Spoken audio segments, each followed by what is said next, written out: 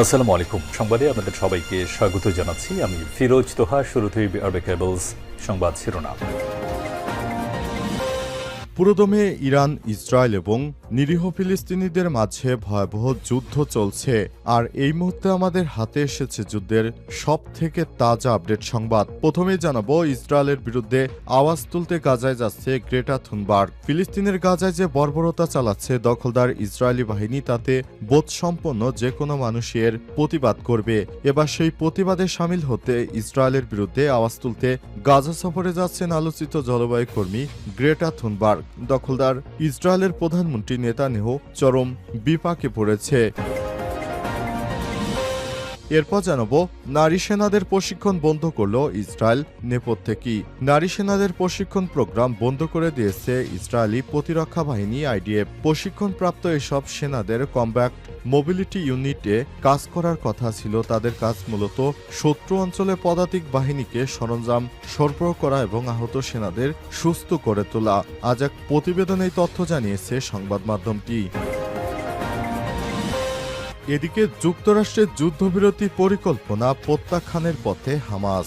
গাজায় যুদ্ধবিরতি এবং জিম্মিদের মুক্তি নিয়ে যুক্তরাষ্ট্রের সমন্বিত নতুন প্রস্তাব প্রত্যাখ্যান করেছে হামাস। সশস্ত্র এই ফিলিস্তিনি গোষ্ঠীর এক শীর্ষ নেতা বিবিসিকে জানায়, প্রস্তাবে তাদের মূল দাবিগুলো উপেক্ষিত হয়, হামাস তা মেনে নেয়নি। এবারে জানাবো, ভারতের 2 ট্রাক বিস্ফোরক লুটপাট, রাজ্য জুড়ে ব্যাপক আতঙ্ক। ভারতের ওড়িশা রাজ্যে 2 ট্রাক বিস্ফোরক লুটপাট করেছে মাওবাদী বিদ্রোহীরা। এই ঘটনার পর রাজ্যে ব্যাপক আতঙ্ক ছড়িয়ে পড়েছে। লুটের সঙ্গে জড়িতদের ধরতে অভিযান শুরু করেছে দেশটির সেনাবাহিনী। তবে সেনাবাহিনীর হাত থেকে মাওবাদীরা এই বিস্ফোরক লুটপাট করে নিয়ে গেছে। এরপরই পুরো রাজ্য জুড়ে আতঙ্ক তৈরি হয়েছে। যে কোনো সময় বিস্ফোরক নরেন্দ্র মোদীর মাথায় বিস্ফোরিত হতে পারে। এবং সর্বশেষ জানাবো, সবাই নয় বরং সুনির্দিষ্ট একটি দল ডিসেম্বরে নির্বাচন চাইছে বললেন প্রধান উপদেষ্টা। বাংলাদেশের সমস্ত রাজনৈতিক দল নয়, বরং বাংলাদেশের একটি সুনির্দিষ্ট দল, অর্থাৎ বিভিন্ন পত্রপত্রিকা অ্যানালাইসিস করে দেখা যায় শুধুমাত্র বিএনপি নির্বাচনের জন্য প্রধান উপদেষ্টাকে চাপ দিচ্ছেন, এমনটাই জানা গেছে। প্রিয় দর্শক, এতক্ষণ শুনছিলেন সংবাদ শিরোনাম, এবারে বিস্তারিত। তবে তার আগে বন্ধুরা, অনুরোধ থাকবে এই সংবাদটিতে একটি লাইক দিন। এই চ্যানেলে আপনি নতুন হয়ে থাকলে আমাদের সংবাদটি দেখতে দেখতে চ্যানেলটি সাবস্ক্রাইব করে রাখুন। কমেন্ট করে বন্ধুরা আপনার মূল্যবান মতামত জানিয়ে দিন আপনি বিশ্বের কোন দেশ থেকে বা বাংলাদেশের কোন স্থান থেকে আমাদের সংবাদটি দেখছেন এবং শুনছেন।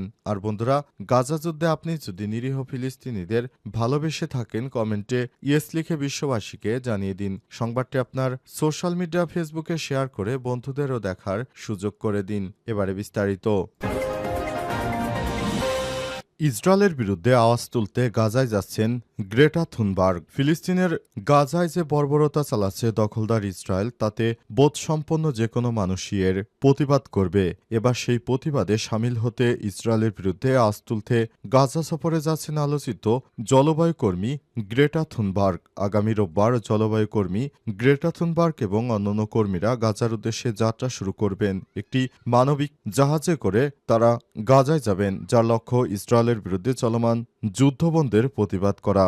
এই ভ্রমণের আয়োজন করেছে ফ্রিডম ফ্লোটিলা, যা গাজার জন্য মানবিক সাহায্যের উপর ইসরায়েলের 2 মার্চ আরোপিত অবরোধের বিরোধিতাকারী গোষ্ঠীগুলোর একটি। এছাড়াও ভ্রমণে অংশ নেওয়াদের মধ্যে রয়েছে ইউরোপীয় পার্লামেন্টের সদস্য রিমা হাসান। তিনি বলেছেন, এই অভিযানে কয়েকটি লক্ষ্য ছিল, যার মধ্যে মানবিক অবরোধ এবং চলমান গণহত্যা নিন্দা করা, ইসরায়েল রাষ্ট্রকে দেওয়া শাস্তির দায়মুক্তি এবং আন্তর্জাতিক সচেতনতা বৃদ্ধি করা।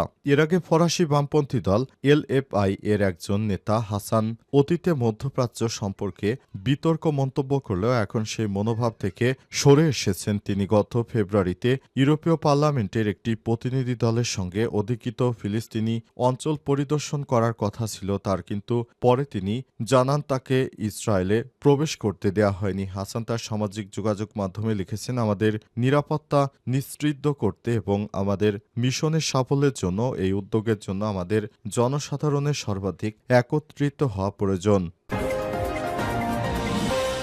নারী সেনাদের প্রশিক্ষণ বন্ধ করল ইসরায়েল। নারী সেনাদের প্রশিক্ষণ প্রোগ্রাম বন্ধ করে দিয়েছে ইসরায়েলের প্রতিরক্ষা বাহিনী আইডিএফ। প্রশিক্ষণপ্রাপ্ত এসব সেনাদের কমব্যাক্ট মোবিলিটি ইউনিটে কাজ করার কথা ছিল। তাদের কাজ মূলত শত্রু অঞ্চলে পদাতিক বাহিনীকে সরঞ্জাম সরবরাহ করা এবং আহত সেনাদের সুস্থ করে তোলা। এক প্রতিবেদনে তথ্য জানিয়েছে সংবাদ মাধ্যম জেরুজালেম পোস্ট। আইডিএফের chief of staff lieutenant general Eyal Zamir আজ এই সিদ্ধান্ত নিয়েছেন। স্বাস্থ্য ও ফিটনেস নিয়ে উদ্বেগের কারণে এই সিদ্ধান্ত নেওয়া হয়েছে। আইডিএফের মতে এই প্রশিক্ষণে অংশগ্রহণকারী নারীদের পেশাদার কর্মক্ষমতা তাদের পুরুষ সহকর্মীদের মতো শক্তিশালী ছিল, তবে তাদের শারীরিক ও যুদ্ধ ফিটনেস স্তর অনেক ভূমিকার জন্য প্রয়োজনীয় মানদণ্ডের চেয়েও কম। আইডিএফ আরও জানিয়েছে, মেডিকেলের তথ্য ইঙ্গিত দেয় বর্তমান প্রশিক্ষণ অব্যাহত রাখলে নারীদের জন্য সম্ভাব্য স্বাস্থ্য ঝুঁকি রয়েছে। বর্তমান 6 মাসের স্কিম বাতিল হওয়ার পর 6 থেকে নারী পদাতিক রিক্রুটদের জন্য নতুন পাইলট প্রোগ্রাম শুরু হবে। ইতিমধ্যেই কোর্সে ভর্তি হওয়া নারীদের যদি তারা চান তবে সামরিক বাহিনীতে অনন্য যুদ্ধের সুযোগ দেওয়া হবে, অথবা তারা যদি পরিবর্তন চান তবে তারা অফিসে দায়িত্ব পালন করতে পারবেন। আইডিএফের সামরিক পরিষেবা উভয় লিঙ্গের জন্যই বাধ্যতামূলক, কিন্তু ব্যতিক্রম ছাড়া নারী যোদ্ধারা বেশ কয়েকটি বিশেষ ইউনিট সফলভাবে কাজ করেছে, যেমন ওকেটস, যেটি কুকুরের সঙ্গে কাজ করে, ইয়াহালম যুদ্ধ কৌশলী এবং 669 উদ্ধার ইউনিট। যুক্তরাষ্ট্রের যুদ্ধবিরতি পরিকল্পনা প্রত্যাখ্যানের পথে হামাস।